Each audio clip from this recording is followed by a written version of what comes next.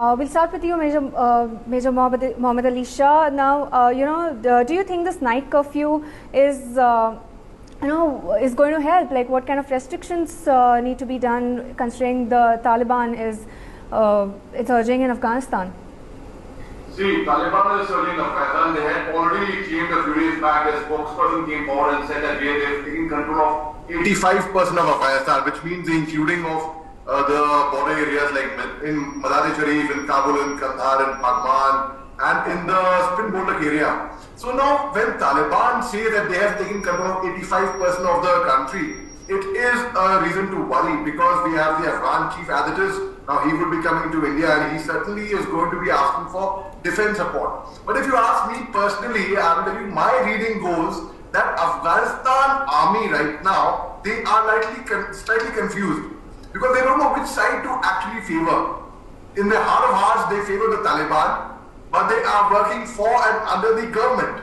So they really, and I presume that there is going to be a lot of desertions in the future, in the days to come. But now when the Taliban army shifts over to Taliban, and if we offer military aid, it is a matter of concern. Now when we talk about the night curfew, let's see how much it would help. It would probably, I don't know how far it will go, because even though the US has withdrawn their troops from Afghanistan, but their spokesperson for reconciliation, Mr. Khalil Zia, he had mentioned that even though we are withdrawing troops from Afghanistan, that does not mean we would not be monitoring them. All the US has to do is, sitting far away, press one button and they will release their drones into Afghanistan. So it would, I would not say US has lost full control of Afghanistan as yet by withdrawing its troops, but at the same time the night curfew is something which is, we should wait and watch actually what happens with that.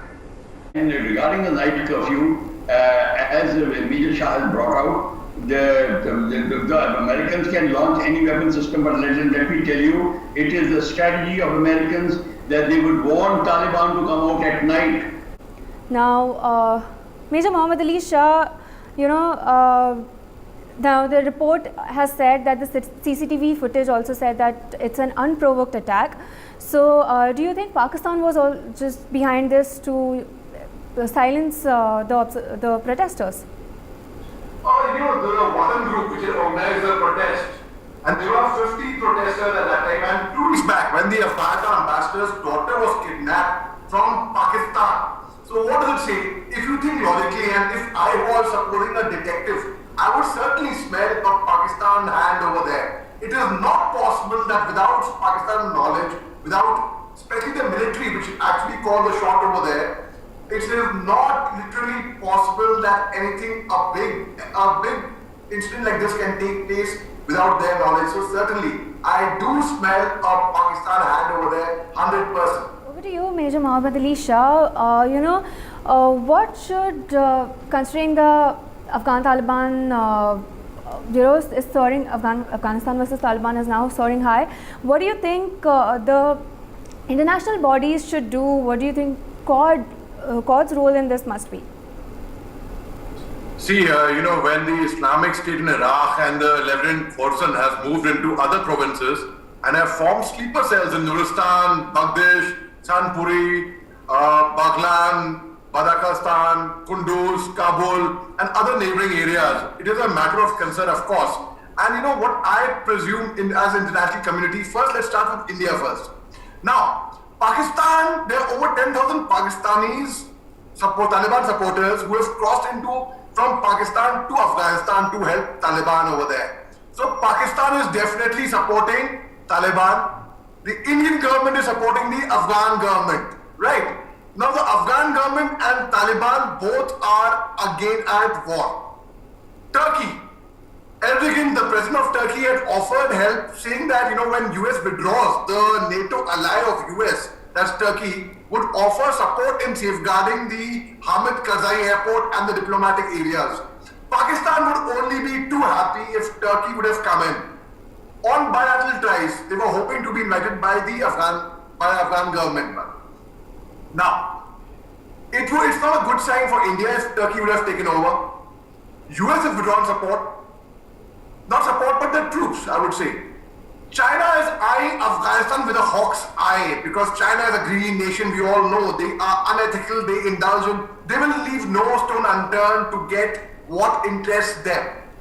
Now, of course, it's like it is the simple logic. Enemy of an enemy is a friend. That way, if I apply the same logic over here, so Pakistan is supporting Taliban, Indian government is supporting the Afghan government, and when now, especially it's a very tricky situation, when the Afghan chief is coming over to India, and India is a nation which has never refused help to anyone. We are a peace-loving nation. But as I told you, my reading goes, if we offer military aid to Afghanistan, it would be a blunder. That's what my reading is. Because as I told you, Afghan army is slowly and gradually going to desert into Taliban.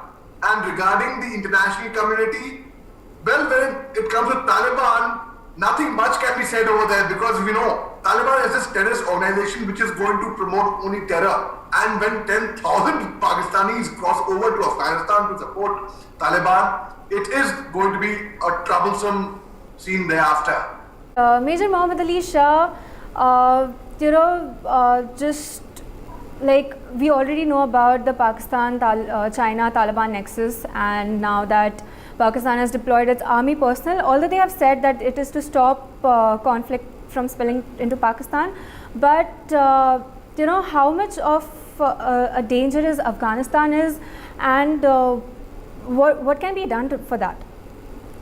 Pakistan and China, both these countries are going to be taking advantage of the situation right now. And as in 2017, the Indian Army chief then, now the CDS, General Bipin Rawat had correctly said that India is ready to fight a 2.5 front war, which means on one hand Pakistan, on one hand China, and on the other hand in POK as well. So now when Pakistanis themselves are coming forward and supporting a group like Taliban, and India is opposing them, and China is keeping a hawk's eye on Afghanistan, just waiting for an opportune moment to actually poke their nose inside.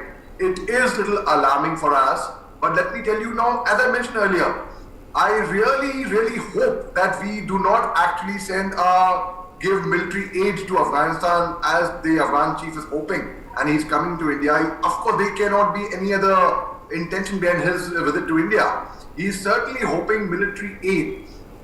Now, Pakistan is certainly going, like you can see what happened in London. You can see what happened, what Pakistanis and the Taliban supporters are creating havoc all over the world for that matter. So it is going to be difficult times. It's going to be times where, you remember when IS was ruling at one time, they were creating a lot of terror and they were kidnapping people and they were beheading people on their behest. Similarly, I see a troubled time coming now in case if this is not curbed and nipped in the bud right now. So certainly we have to put an end to it by diplomatic ways, political ways, military ways. If India sends its troops into Afghanistan, once again I'm saying it is going to be a mistake from my end.